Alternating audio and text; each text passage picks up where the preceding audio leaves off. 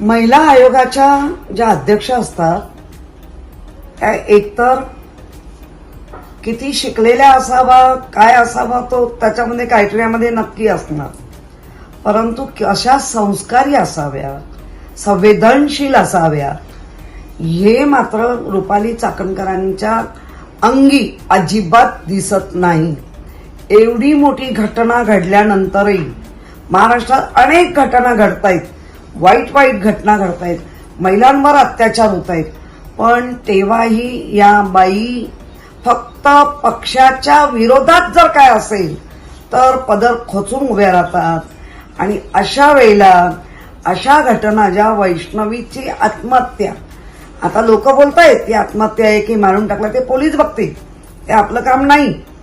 पण त्याच्यामध्ये ह्या रुपाली चाकणकरनी जे काही तिचे असंस्कार तिने पक्के दाखवले, लोकांना चिल्लर म्हणते